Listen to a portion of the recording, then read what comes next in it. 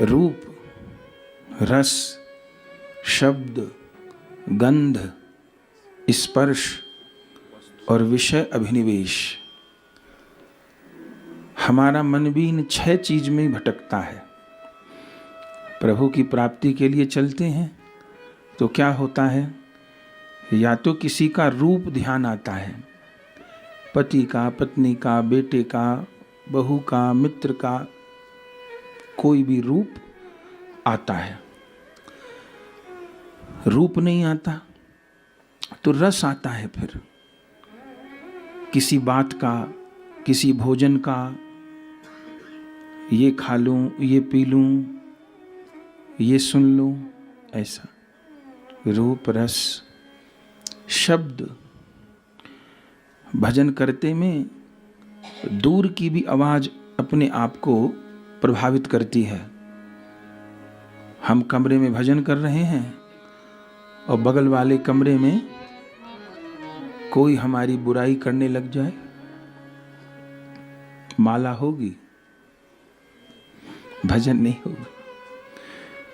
पूरी एकाग्रता वहीं चली जाएगी, क्या कह रहा है, क्या कह रहा है, क्या कह रहा है, और वहीं बैठे बैठे हम उबलने लग जाएंगे। रूप, रस, शब्द, गंध। गंध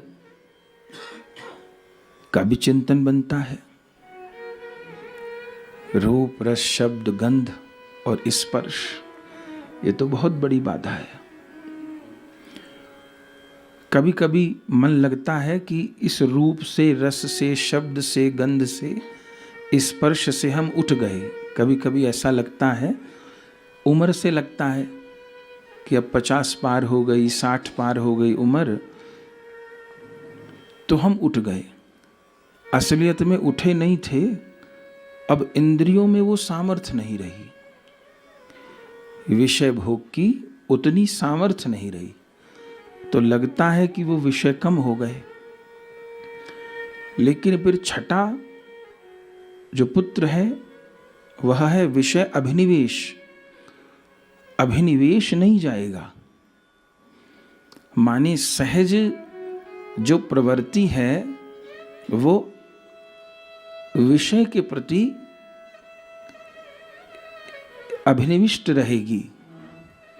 अगर हम रागमय चिंतन करते हैं तो कहीं ना कहीं राग होगा ही, रागमय चिंतन बनेगा। अगर हम द्वेषमय चिंतन करते हैं तो भजन मार्ग में भी होगा। अंतर इतना कि पहले रिश्तेदारों से द्वेष करते थे कि वो काम धंधे में मुझसे आगे क्यों निकल गया, उसका बड़ा व्यापार है, मेरा कुछ छोटा व्यापार है, उसके बेटे ज़्यादा काबिल हो गए, मेरे बेटे कम काबिल हुए, उसने बहुत बड़ा घर बना लिया, मेरा उतना बड़ा घर नहीं है, उसकी बहुत बड़ी गाड़ी है, मेरी उतनी गाड़ी नहीं है। तो पहले रिश्तेदारों में या मित्रों में द्वेष में चिंतन होता था। फिर भक्ति मार्ग में आकर के अन्य संतों से, अन्य वैष्णवों से द्वेष में चिंतन होगा कि ये मेरे से श्रेष्ठ कैसे हो गए, ये मेरे से अधिक कैसे हो गए। ये विषय अभिनिवेश है, ये बड़ी कठिनाई से जाता है। पर ये 6 पुत्र देवकी जी के, रूप, रस, शब्द, गंध, स्पर्श और विषय अभिनिवेश, विशुद्ध चित्त वसुदेव जी कंस रूपी भय के द्वारा इनका नाश करवाते हैं। कंस भय है। गोस्वामी जी कहते हैं भय बिनु होए न प्रीत। अगर ये 6 पुत्र नहीं मरते तो बलराम जी साक्षात प्रीति ही है, प्रेमा भक्ति है बलराम जी। गोस्वामी जी कहते हैं भय बिनु हो ही न प्रीत। भले वो किसी और संदर्भ में कहा हो, गोस्वामी जी की तो हर बात प्रमाण है। तो विशुद्ध चित्त ने 6 पुत्रों को भय से नष्ट करा दिया। भय से नष्ट क्यों करा दिया? कि रूप की आसक्ति को नष्ट करवाया, कि मेरे मन यदि कहीं रूप की आसक्ति में फंस गए तो गए काम से। तो अब मैं अपनी रूप की आसक्ति को समाप्त तो नहीं कर पाऊंगा, पक्की बात नहीं समाप्त होती।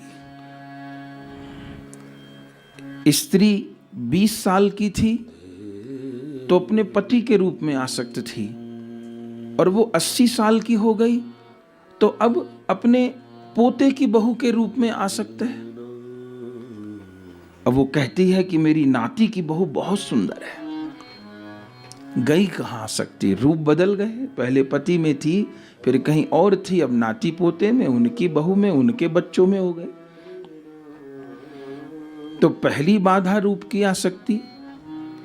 तो भय के द्वारा, कंस के द्वारा उनका नाश हुआ, और उस आसक्ति को साधक ने श्यामा श्याम की ओर मोड़ दिया। इसलिए जो बार बार रूप का चिंतन होता है, ऐसा रूप है, ऐसा रूप है, ऐसा रूप है, कई बार देखते हैं कि कुछ भाई बहनों का मन इससे ऊब जाता है। एक बार तो एक भक्त ही थे, उन्होंने हमको कहा कि महाराज हमको विरह के कीर्तन अच्छे लगते हैं, रोने वाले कीर्तन अच्छे लगते हैं विरह के, और ये जिसमें लीला का गान होता है और ऐसे रूप का वर्णन होता है, लीला का गान होता है, वो हमको प्रिय नहीं लगते। तो हमने कहा विरह के कीर्तन अच्छे लगते हैं तो बहुत अच्छी बात है, विनय के कीर्तन अच्छे लगते हैं, रोने के कीर्तन अच्छे लगते हैं तो बहुत अच्छी बात है, लेकिन लीला के अच्छे नहीं लगते अच्छी बात नहीं है। क्योंकि लीला के कीर्तन से रूप माधुरी का जिन कीर्तनों में वर्णन है, उससे प्रभु की रूप की आसक्ति बढ़ेगी। और बेटा बेटी का रूप तो अच्छा लग रहा है, पत्नी पुत्र का रूप तो अच्छा लग रहा है, उनको देख के तो आंखें ठंडी हो रही हैं, और श्यामा श्याम के रूप का वर्णन होने लगा तो बोर होने लग गए। ना जी ना, अपने को संभालना होगा, देखना होगा, हमारे में कहीं कमी है साधना में। बोर हो कैसे होने लग गए? नहीं हो सकते। रूप की आसक्ति श्यामा श्याम की तरफ मोड़नी होगी, फिर ऐसे ही रस की, फिर ऐसे शब्द की, फिर ऐसे गंध की, फिर ऐसे स्पर्श की। जब ये 5 चीजें प्रभु की ओर मुड़ती हैं, तब ये जो छठी बाधा है विषय अभिनिवेश, जो सहज में ही मन हमारा बिना कुछ कहे संसार की तरफ ही दौड़ता है, वो अभिनिवेश धीरे धीरे कम होता है, और वो अभिनिवेश धीरे धीरे लीला की तरफ बढ़ता है। सहज में ही लीला की प्रति आसक्ति पैदा होगी, कथा के प्रति आसक्ति पैदा होगी, मन का रुझान उस ओर जाएगा। आप खाली बैठे होंगे जिस समय, मानिए कोई काम नहीं है, कोई व्यापारिक काम भी नहीं है, कोई ऐसा जरूरी सांसारिक काम भी नहीं है, तो आप गप्प लड़ाने नहीं बैठ जाएंगे, आप पर चर्चा करने नहीं बैठ जाएंगे, हम व्यर्थ चर्चा करने नहीं बैठ जाएंगे। हमारी चर्चा श्यामा श्याम के चारों ओर ही घूमेगी, किसी भी रूप में घूमे, अब घूमनी चाहिए, किसी भी रूप में घूमे। तो फिर जो विषय अभिनिवेश है वो धीरे धीरे युगल अभिनिवेश बन जाएगा।